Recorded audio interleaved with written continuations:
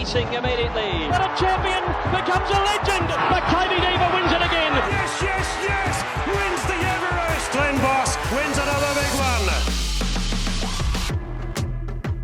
What about, I reckon one of the biggest turning points in your career, 2014, Unencumbered, Magic Millions, that was a big moment for you. Huge, and I still Nathan. think that's, and so, so tragic. Nathan, he was, I say he was just about too nice to be a champion jockey. Yeah. He was a great guy, did so much work. He was so good, even with my kids, all with the team at that stage that I had. So he was a phenomenal bloke around it. Yeah. And it was so special for him to get that big win. And Unencumbered was a special horse. Wasn't he a good colt? He was different. He was big, strong, and just so relaxed. You could sit on him in the box. You could do anything with him. And it's funny, I worked for a stud called Wakefield Stud when I was at university one summer, and I went to the races that day in the Magic Millions, and we had two stallions were selling Supremo and Hurricane Sky at the time, and I went over to the races. I saw a horse called Testarossa. Yep,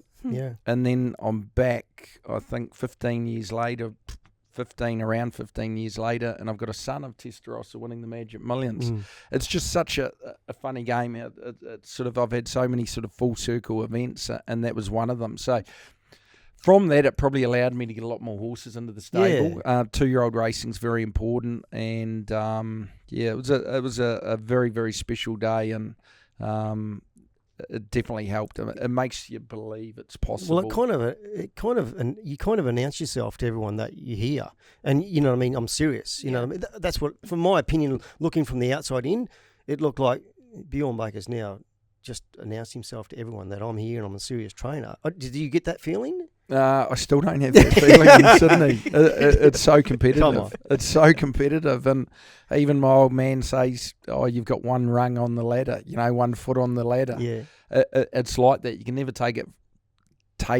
And in some ways, I was probably young. I didn't quite understand. I think I probably, if I had that time again, I would have capitalised better. I would have tried to buy probably better quality horses, and more so in Sydney in particular, you need really well-bred, good types, good athletes to compete, but definitely allowed me to kick off, get numbers in the system, and that's part of it too. As a trainer, you definitely need horses, you need numbers, and you need a good system. If they're good enough, they'll come through. But he was a special horse. Yeah. Oh, God.